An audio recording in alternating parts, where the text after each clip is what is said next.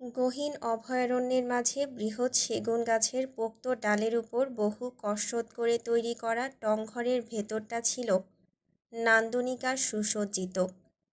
দুই ধারে দুটো সরু জানালা, এক কোণে বাঁশ দিয়ে মেরামত করে তৈরি করা একটা সিঙ্গেল চৌকি, একটা স্টাডি টেবিল, একটা চেয়ার, টেবিলের উপর একটা অর্ধমৃত টেবিল ল্যাম্প, যার জীবন আর ব্যাটারি দুটোই ফুরিয়ে এলো বলে।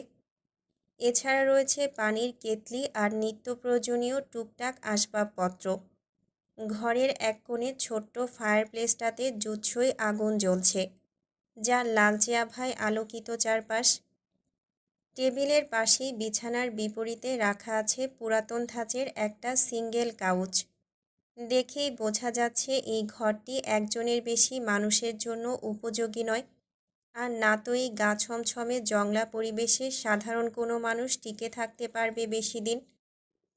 নিশ্চয়ই মাঝে মধ্যে একটুখানি অ্যাডভেঞ্চারপ্রেমী মানুষজনের ক্যাম্পিংয়ে আসার চিরাচরিত ইচ্ছাকে মূল্যায়ন করার জন্যই এই টংঘরের আবিষ্কার।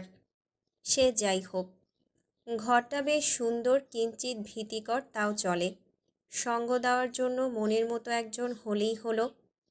কিন্তু সরকার কর্তৃক নিষিদ্ধ এই জঙ্গলে ক্যাম্পিং করতে কেই বা আসে? প্রশ্নটা থেকেই গেল ঈশানীর অযাচিত মস্তিষ্কে। তবে সেটাকে আর গভীরে নিয়ে ভাবতে দিল না ওর দুই চোখ।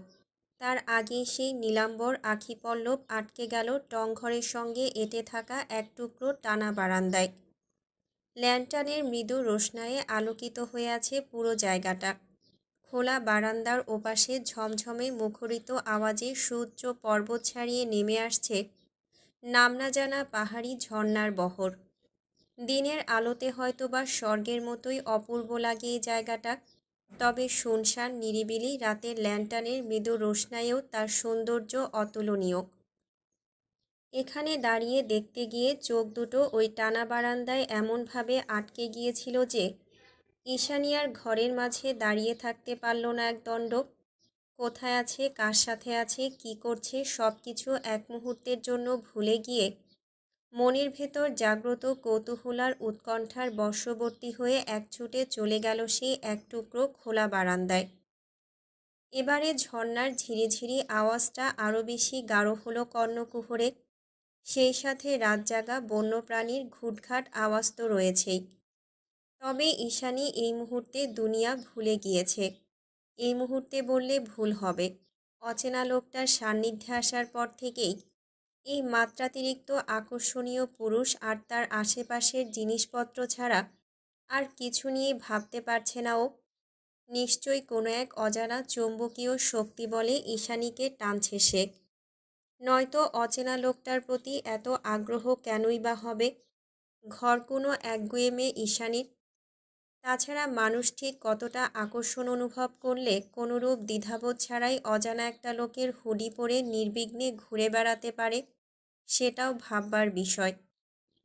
তবে সহজ সরল ঈশানী যে লোকটার নিঃস্বার্থ আন্তরিকতায় ভেতর থেকে গলে গিয়েছে, সেটাও নিশ্চিন্ত নীল দিঘির জলের মতো টলটলে চোখ দুটো দেখলেই হলক করে বলে দেওয়া যায়। সমতল থেকে প্রায় 10 ফিট উপরে অবস্থিত এই টংঘরের ঝুলন্ত খোলা বারান্দায় পা রাখতেই সবার আগে ঈশানীর চোখ গেল মসৃণ পাটাতনের ঠিক মাঝ বরাবর শটান দাঁড় করিয়ে রাখা একটা বিশাল সাইজের দূরবীনের দিকে।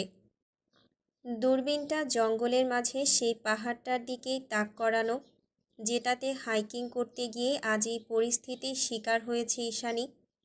যদিও রাতের বেলা বনবিছুটির ফাঁক গলিয়ে কিচ্ছুটি দেখার উপায় নেই, তবুও কৌতূহলবশত সামনে কী আছে দেখার উদ্দেশ্যে দূরবীনে চোখ রাখতে উদ্যত হলো ঈশানী। তৎক্ষণাৎ কঠোর নিষেধ ভেসে এলো ওপাশ থেকে, ডোন্ট টাচ ইট। অকস্মাৎ রাশভারী আওয়াজে কিঞ্চিৎ কেঁপে উঠল ঈশানী। চোখ দুটো দূরবীনের কাছাকাছি গিয়েও ফের গতি হারালো মুহূর্তেই। না বলে কয়ে অন্যের জিনিসে হাত দেওয়ার চক্ষু লজ্জায় নিষ্পিস করে উঠল ভেতরটা। তবুও ঘাড় ঘুরিয়ে সরু চোখে চাইল পেছনে। দেখল নিজ ওভারসাইজ কার্গো প্যান্টের পকেটে 2 হাত গুজে ওর থেকে কয়েক হাত দূরে দাঁড়িয়ে আছে লোকটা। এই জঙ্গলে নেটওয়ার্কের নও নেই, তবুও তার 2 কানে অ্যাপল খচিত এয়ারপড লাগানো। ব্যাপারটা অদ্ভুত। অবশ্য এই লোকের সকল কর্মকাণ্ডই অদ্ভুত। শুধু অদ্ভুত বললে ভুল হবে, অদ্ভুত রকমের আকর্ষণীয় বটে। তাই ঈশানী আর ভাবতে গেল না সেসব নিয়ে। উল্টো বারান্দা ডিঙিয়ে ভেতরে প্রবেশ করে সাবলীল গলায় লোকটাকে শুধালো, আপনি যে বললেন এটা আপনার বাড়ি, তা না হয় মেনে নিলাম, কিন্তু আপনার পরিবার কোথায়? দেখে তো মনে হয় না এখানে আর কেউ থাকে। আগেও বলেছি, আবারও বলছি, আমাকে প্রশ্ন করার স্পর্ধা দেখাবে না। আমি কাউকে কৈফিয়ত দেই না। আবারও সেই কাটকাট তিরিক্ষি মেজাজ। ঈশানীর মনে হচ্ছে এগুলো কথা নয়, বরং গলিত সীসা, যা বারবার ওর মুখের উপর ছুঁড়ে মারছে লোকটা। কথার পারদে সীমাহীন রুষ্টতা, যার দরুন বারবার অপমানে নীল হয়ে যাচ্ছে ঈশানীর রাজহংসীর মতো গমরঙা চেহারাখানা। নীলাম্বর চোখের কোণে টলমল করছে অশ্রুজল। ওর চেহারা দেখে মনে হচ্ছে খুব কাছের কেউ কষ্ট দিয়ে ফেলেছে ওকে। আর এক্ষুনি নিজের ভুল স্বীকার করে ক্ষমা না চাইলে অভিমানে ফেটে পড়বে ঈশানীর দুই চোখ, মন, হৃদয় সব কিছু। তবে অচেনা লোকটার স্বভাব চরিত্রে বোধহয় নির্দয় কথাটা একেবারে বাধাই করে জুড়ে দেওয়া, যার দরুন ইস্যুর এমন করুণ ব্যথাতুর চাহনিতেও তার মাঝে কোনোরূপ হেলদোল দেখা গেল না। ঈশানীও তো কম যায় না।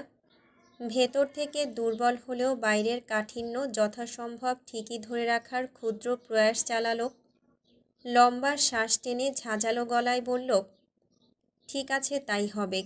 আপনি যেহেতু নিজের সম্পর্কে কিছুই বলবেন না, তাহলে আমিও বলবো না।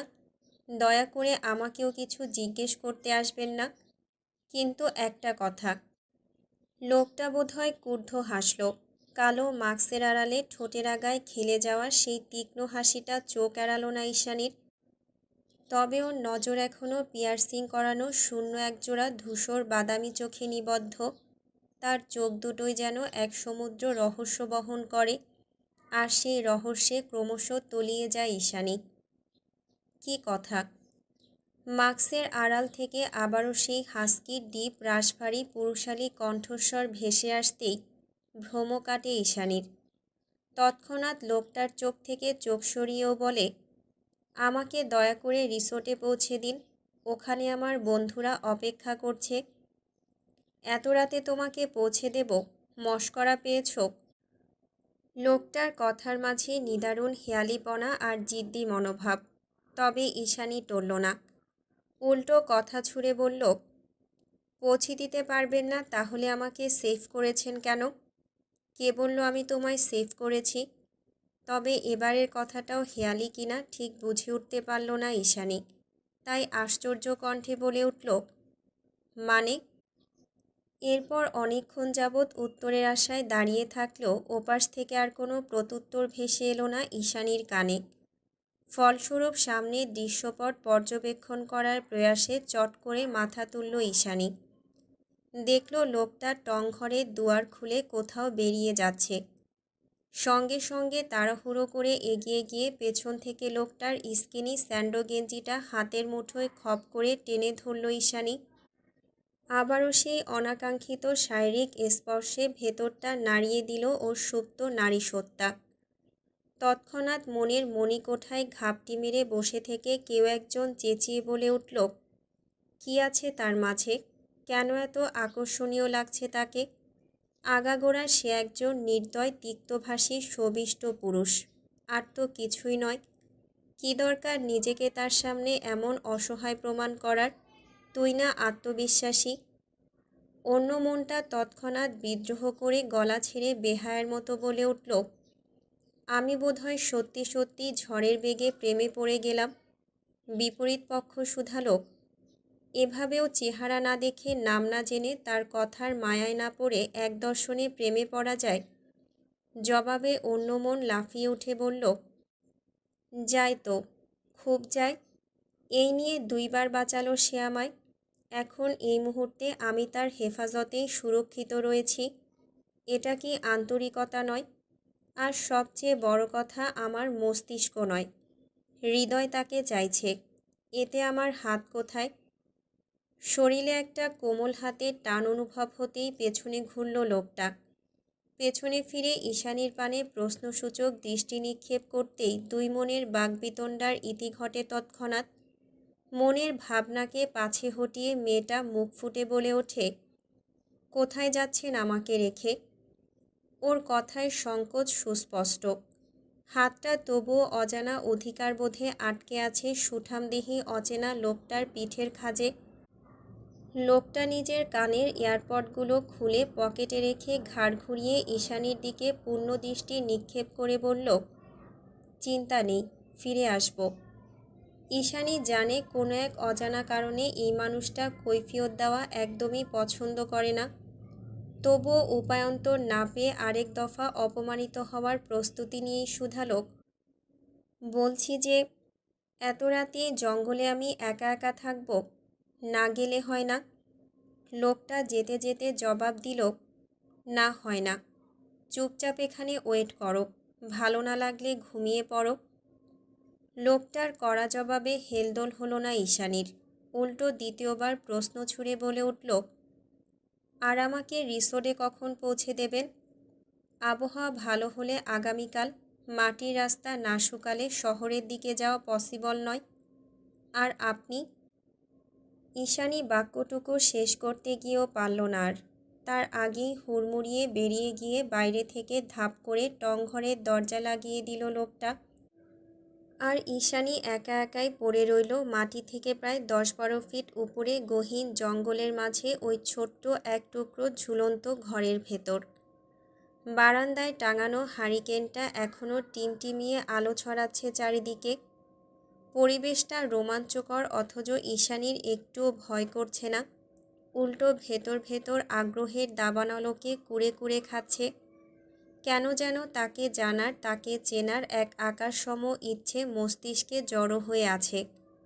অথচই ঈশানী কিনা নিজে থেকে কাউকে চেনার কিংবা জানার ইচ্ছে পোষণ করেনি কখনো, কোনো কালেই না। লোকটাকে নিয়ে ভাবতে গিয়ে চট করেই ঈশানীর মন বলে ওঠে, আচ্ছা, আমি যে তাকে নিয়ে এত কিছু ভাবছি, তার জীবনে যদি অন্য কেউ থেকে থাকে তখন কি হবে? ব্যাপারটা তো আমার জন্য ভীষণ কষ্টদায়ক হবে। কিন্তু আমি তো এমন কিছুই চেয়েছিলাম। প্রেমে পড়ার নিদারুণ ব্যথায় নীল হয়ে যাক আমার হৃদয়। নিজ মনের কথায় উপহাস করে হাসল ঈশানী। পরক্ষণেই বিড়বিড়িয়ে বলে উঠল, কোনো দিন প্রেমে পড়িনি বলে উপরওয়ালা বোধহয় আমারই উইশটাও কবুল করে নিল। নয়তো এভাবেই কেন কাউকে ভালো লাগতে হবে? কেন আমার হৃদয়টা তার দেওয়া করা নিষেধাজ্ঞা দূরত্বের গণ্ডি কিছুই মেনে নিতে চাইছে না? আশ্চর্য! মনের প্রশ্ন মনেই চাপা পড়ে রইল ঈশানীর। কারণ ইতিমধ্যে আবারও দরজা খোলার খুটখাট আওয়াজে মস্তিষ্ক সচকিত হয়ে উঠেছে। ঘাড় ঘুরিয়ে সেদিকে দৃষ্টিপাত করতেই ঈশানী লক্ষ্য করে লোকটা ফিরে এসেছে। তার পরনে আরেকটা ব্ল্যাক হুডি, হাতে দুটো ইনস্ট্যান্ট র্যামেন নুডলস। লোকটা ঘরে প্রবেশ করে সবার আগে মাথার ক্যাপটা খুলে সাইডে রাখল। তৎক্ষণাৎ এক ঝাঁক সিল্কি আন্ডারকাট লম্বা চুল এসে কপাল ছুল তার। বেখেয়ালে সেগুলো ব্যাকব্রাশ করতে করতেই লোকটা টেবিলের দিকে এগিয়ে গিয়ে কেটলিটাকে ফায়ারপ্লেসের আগুনে রেখে রামেন বানানোর ক্ষুদ্র প্রস্তুতি নিতে শুরু করে। ঈশানী সেই তখন থেকে অবাক চোখে পর্যবেক্ষণ করছে সবটা। এই গভীর রাতে জঙ্গলের মাঝে ইনস্ট্যান্ট নুডলস কোথায় পেল সে? ভেতরে অদম্য কৌতূহল, অথচ হৃদয়ে ভালো লাগার প্লাবন। দুই দিকের টানাপোড়েনে ক্লান্ত ঈশানী। তাই চুপচাপ চৌকিটায় বসে লোকটার কাজগুলো আর চোখে দেখে যাচ্ছে শুধু। তার আগাগোড়া চলন বলন, এমনকি প্রতিটা মুভমেন্ট বেশ সূক্ষ্ম নজরে পরখ করছে ঈশানী। সেই সাথে প্রতি মুহূর্তে অভিভূত হচ্ছে।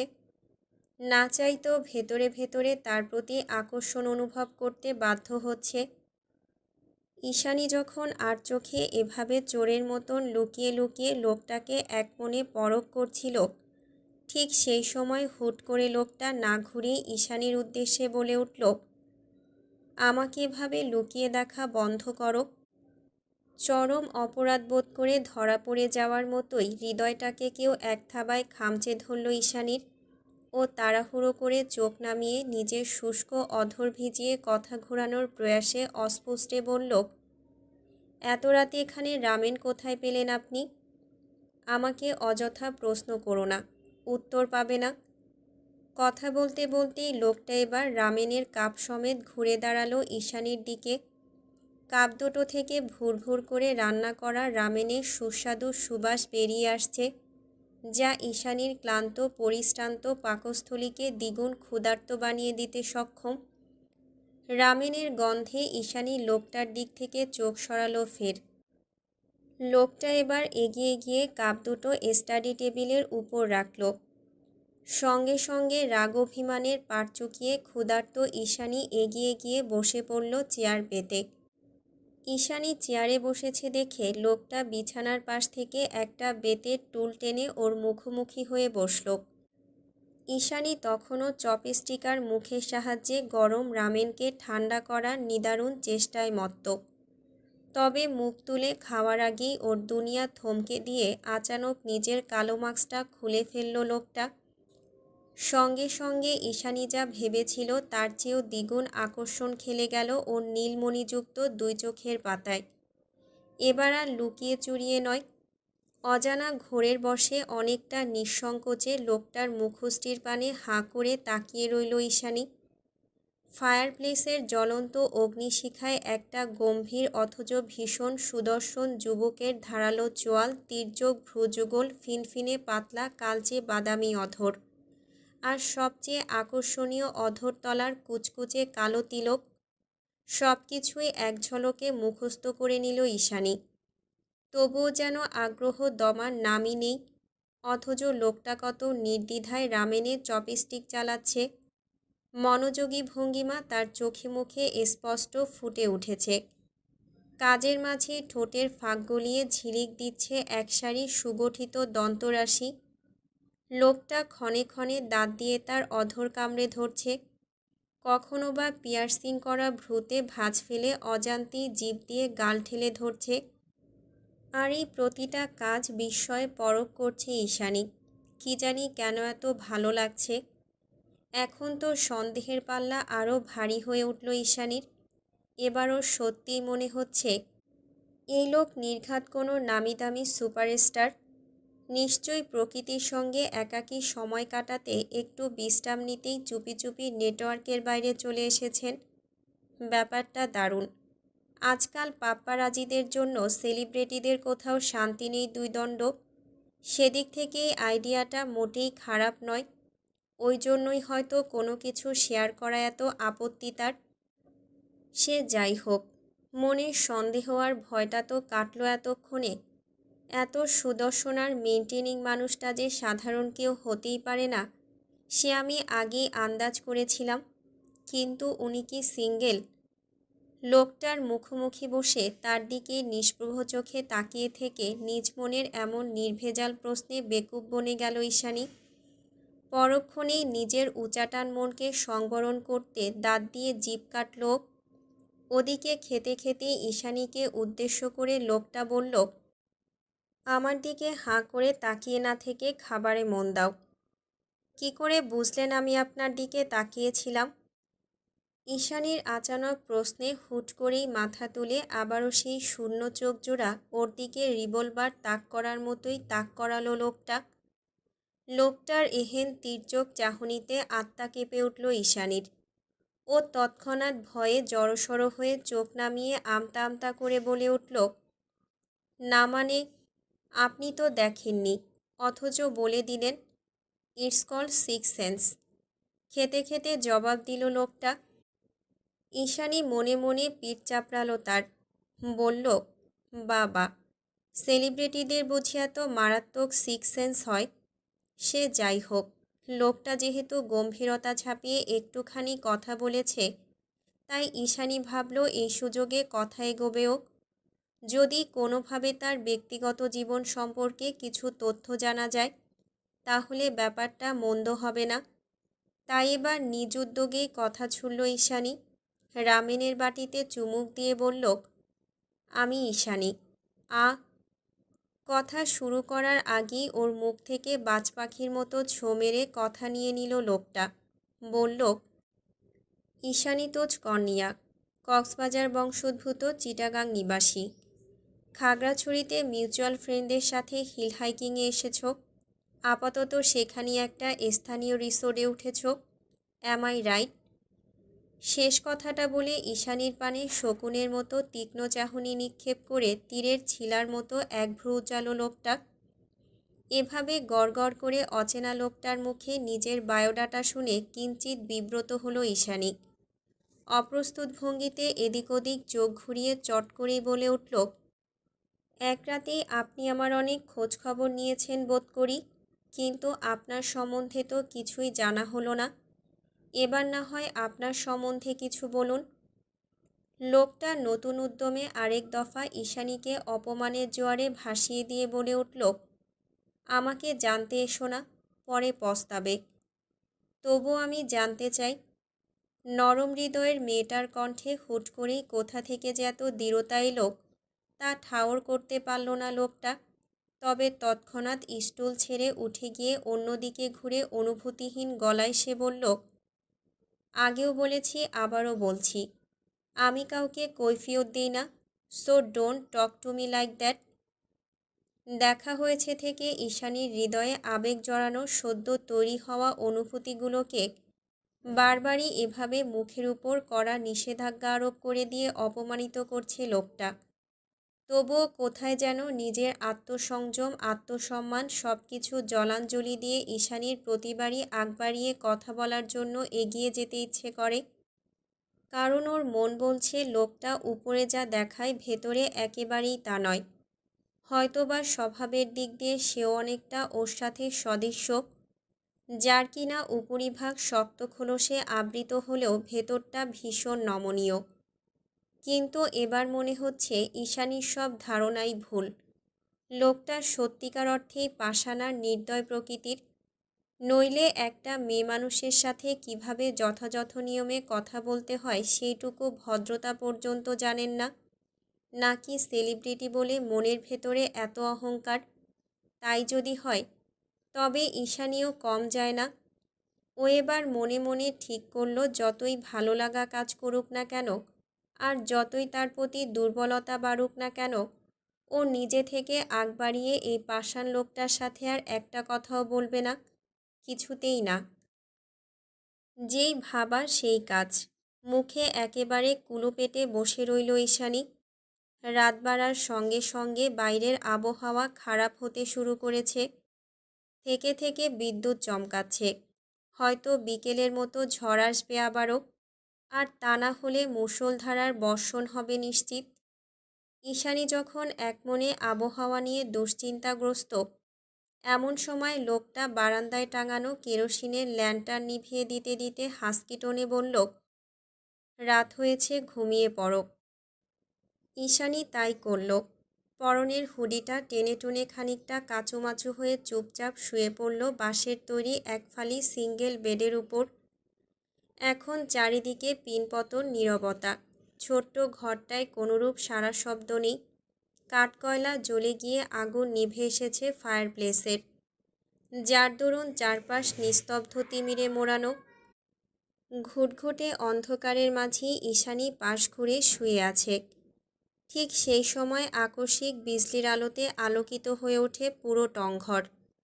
দমকা হাওয়ায় ক্ষণে ক্ষণে সাই সাই আওয়াজ তুলে খোলা বারান্দা ছাপিয়ে মেঘ ভেজা বাতাসে এলোমেলো হয়ে যায় আসবাবপত্র। সেই সাথে হিমেল হাওয়ার পারদে শিরশির করে ওঠে ইস্যুর সর্বাঙ্গ। রোমাঞ্চকর অনুভূতিতে দাঁড়িয়ে যায় শরীরের সমস্ত লোমকূপ। আর কয়েক সেকেন্ড অন্তর সেই ক্ষণিকের বিজলির আলোতে ওর জলজলে নীলাম্বর চোখের সাথে মিলিত হয় আরও একজোড়া শূন্য বাদামি চোখ, যেই চোখে নেই কোনো অনুভূতি আর না তো কোনো আবেগ। অথচ অন্ধকারের মাঝে সেই চোখের দৃষ্টি নির্লিপ্তে নিষ্প্রভ হয়ে এঁটে আছে শরতের মেঘমুক্ত আকাশের মতোই ঈশানীর গাঢ় নীল চোখে। ঈশানী কিছুতেই পড়তে পারছে না ওই শূন্য নির্জীব চোখের ভাষা। তবে এই দৃষ্টি ওর অন্তঃস্থলে কেমন একটা ভোঁতা অনুভূতি জাগিয়ে তুলেছে হঠাৎ করে, যার ফলস্বরূপ অন্ধকারের মাঝে অস্পষ্টে একটা বাক্য বেরিয়ে আসে ঈশানীর কণ্ঠনালী ভেদ করে। আপনার পরিবার। লোকটা ঈশানীর মুখোমুখি কাউচের উপর বসেছিল। এখন তার মুখে মাস্ক আবৃত নেই, বরং বিজলির উজ্জ্বল আলোয় তার চিবুকের ওই কালো কুচকুচে তিলটা কয়েক সেকেন্ড অন্তর অন্তর জ্বলজ্বল করে উঠছে। ঠোঁটের নিচের তিল যেন তার পরশবোধকে দ্বিগুণ আকর্ষণীয় করে তুলেছে। যে নারীটা কখনো পুরুষের সৌন্দর্যে আটকায় না, সেও বোধহয় এই একরত্তি তিলকের সৌন্দর্যের প্রশংসা করতে বাধ্য। অমন গৌরবর্ণের পুরুষালী তীক্ষ্ণ চেহারায় একেবারে জুৎসই বিউটি স্পট, এমনটা কমই দেখা যায়। বরাবরের মতোই আলো ছায়ার মাঝে লোকটাকে খুঁটিয়ে দেখতে দেখতেই আশ্চর্য হয় ঈশানী, যার চেহারা এতটা সুনিপুণ আর সুদর্শন, তার কথাবার্তায় এতটা তিক্ততা। এও কি মানা যায়? ঈশানীর ভাবনার সুতো ছিল লোকটার গম্ভীর গলায় বলা আরও কিছু তিক্ত কথার পারদে। কতবার বলেছি আমাকে প্রশ্ন করবে না, আর করলেও উত্তর পাবে না। ঈশানী অবশ্য এবার আর হতবাক হয়নি, ও এটার জন্য প্রস্তুত ছিল। তাই উত্তর না পাওয়া সত্ত্বেও চুপ হয়ে রইল। ঈশানী চুপ থাকলেও অপর পাশ থেকে লোকটা কী ভেবে যেন গলাটা কিঞ্চিত খাদে নামিয়ে বলল, তুমি যেটা শুনতে চাইছো সেটা নেই। এবার আর অন্ধকারের মাঝেও তাকিয়ে থাকতে পারল না ঈশানী। ভীষণ রকম অস্বস্তিতে পড়ে তাড়াহুড়ো করে ঘুরে শুয়ে পড়ল অন্য পাশে। অন্যদিকে ঘুরে চোখ দুটো খিচে বন্ধ করে মনে মনে ভাবল, ইস, উনি কি করে বুঝলো আমি আদতে কি শুনতে চেয়েছি? তাহলে কি উনিও বুঝতে পেরেছেন যে আমি আকার ইঙ্গিতে ওনার লাইফ পার্টনারের কথা জিজ্ঞেস করেছি, আর উনি কি এইমাত্র এটারই উত্তর দিলেন? অকস্মাৎ বন্ধ চোখ জোড়া খুলে গেল ঈশানীর। তৎক্ষণাৎ ঠোঁট কামড়ে ভেতরের নিদারুণ উত্তেজনা সংবরণ করে। পুনরায় লম্বা শ্বাস টেনে স্থির করল নিজেকে। মনের ভেতর অনেকটা অযাচিত খুশি জমিয়ে ভেতর থেকে একটা চাপা কৌতূহল আর দুশ্চিন্তার অবসান ঘটতেই কখন যে নির্বিঘ্নে ঘুমের দেশে পাড়ি জমালো মেয়েটা, তার আর ইয়ত্তা নেই। এরপর যখন ঘুম ভাঙে তখন সূর্যি মামা পূব আকাশে অবাধে ঝুরঝুরে সোনালি রোদ ছড়িয়ে দিয়ে বসে আছে। আকাশ পরিষ্কার, যত্রতত্র ধূসর মেঘের ভেলা উড়ে বেড়াচ্ছে বৈকি। তবে তুলনামূলক আজকের আবহাওয়াটা বেশ ভালো। আষাঢ়িয়া বাদলা দিনের অবসান হলো। তবে ঈশানী যতক্ষণে আড়মোড়া ভেঙে চারদিকে খেয়াল করে ঠাউর করতে পারল যে ও আসলে কোথায় আছে, ততক্ষণে পুরোদমে রেডি হয়ে কালো মাস্কের আড়ালে নিজের সুদর্শন চেহারাটাকে ঢেকে ঢুকে নাম না জানা লোকটা এসে দাঁড়ালো ঈশানীর মুখোমুখি হয়ে। এভাবে হঠাৎ করেই সামনে আসায় খানিকটা অপ্রস্তুত হয়ে পড়ল ঈশানী। ও তাড়াহুড়ো হাতে নিজের এলোমেলো চুল জামা কাপড় সব ঠিকঠাক করতে ব্যস্ত হয়ে পড়ল। লোকটার তাতে কোনোরূপ হেলদোল নেই। সে ঈশানীর সামনে দাঁড়িয়ে হুকুমের স্বরে বলল, চেঞ্জ করে নাও, তুমি ফিরে যাবে এখনই। লোকটার কথায় ঈশানীর যেখানে খুশিতে হাঁপ ছেড়ে বাঁচার কথা, সেখানে কেন যেন খুশি হতে চেয়েও পারল না মেয়েটা। উল্টো সকালের রোদের মতোই হাস্যোজ্জ্বল মুখখানা মুহূর্তেই কালো মেঘের আড়ালে ঢাকা পড়ে গেল। এক্ষুনি হৃদয়ের ভেতরে কোথাও একটা আনচান করছে। কেন যেন মনে হচ্ছে এটাই প্রথম আর এটাই শেষ দেখা নয় তো। তাকে কি আর কখনো খুঁজে পাবো আমি? কিছুই তো জানি না তার সম্বন্ধে। তাহলে ঈশানীকে খুব বেশিক্ষণ ভাবতে দিল না লোকটা।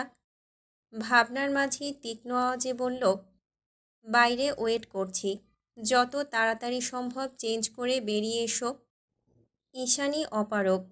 আজ এই মুহূর্তে দাঁড়িয়ে এই নির্দয় লোকটার সামনে নিজের অনুভূতিগুলোকে সাজিয়ে প্রকাশ করার সাধ্য সাহস কোনোটাই ওর নেই। অগত্যা নিজের হৃদয়ে হুট করে তৈরি হওয়া এই নামহীন একরাশ অনুভূতির জোয়ারকে হৃদ্গহীনে সাবধানে চাপা দিয়ে আবারও আপন গন্তব্যে ফিরে যাওয়ার উদ্দেশ্যে উঠে দাঁড়ালো ঈশানী। একটা দুশ্চিন্তাগ্রস্ত রাত যে কতটা দীর্ঘ হতে পারে তা আগে জানা ছিল না জিসানের। কাল রিসোর্টে ফিরে ঈশানীকে খুঁজে না পেয়ে সারা রাত স্থানীয় পুলিশ স্টেশনে কাটিয়েছে জিসান। পুলিশরা মিলিটারির সঙ্গে যোগাযোগ করলেও লাভ হয়নি খুব একটা। তারা কিছুতেই অমন ঝড় বৃষ্টির রাতে জীবনের ঝুঁকি নিয়ে ওই রেস্ট্রিক্টেড জঙ্গলে প্রবেশ করতে নারাজ। অগত্যা সকাল পর্যন্ত অপেক্ষা করতে হয়েছে জিসানকে। সকালে মিলিটারিরা ঈশানীকে খোঁজার উদ্দেশ্যে বের হলে তবেই রিসোর্টে ফিরে আসে জিসান। রিসোর্টে ফিরে লবিতে গিয়ে কাউন্টারে বসা চাকমা সম্প্রদায়ের লোকটাকে আকার ইঙ্গিতে জিসান শুধালো, আচ্ছা, ঈশানী কি ফিরেছে? লোকটা কাল থেকেই এদের কাহিনী পর্যবেক্ষণ করছে, কিছুটা আন্দাজও করেছে বটে, যার দরুন বুঝতে পেরেছে যে এদের মধ্যে কেউ একজন নিখোঁজ। তাই তিনি তৎক্ষণাৎ নাসূচক মাথা নাড়িয়ে ভাঙা ভাঙা বাংলায় বললেন, তিনি ঈশানীকে ফিরে আসতে দেখেননি। লোকটার কথায় নিরাশ হয়ে দীর্ঘশ্বাস ছেড়ে লাউঞ্জের দিকে এগিয়ে গেল জিসান। সেই সময় লাউঞ্জের বিশাল মনিটরে সকালের শিরোনাম দেখানো হচ্ছিল, যেখানে একজন সুশ্রী সংবাদ পাঠিকা অনর্গল বলে যাচ্ছিলেন একের পর এক এক্সক্লুসিভ সংবাদ। জিসানও বেখেয়ালে সেদিকেই তাকিয়েছিল। তবে হুট করে একটা পর্যায়ে এসে সংবাদ পাঠিকা বলে ওঠেন, আশঙ্কামুক্ত নয় বাংলাদেশ। কর্ণকুহরে বাক্যটা পৌঁছাতেই সচকিত হয়ে টিভির পর্দায় চোখ রাখল জিসান। দেখল কালো মাস্ক, কালো বেসবল ক্যাপ, কালো হুডি, মোট কথা আগাগোড়া কালো দিয়ে আবৃত একটা মানুষের ঝাপসা অব্যয়।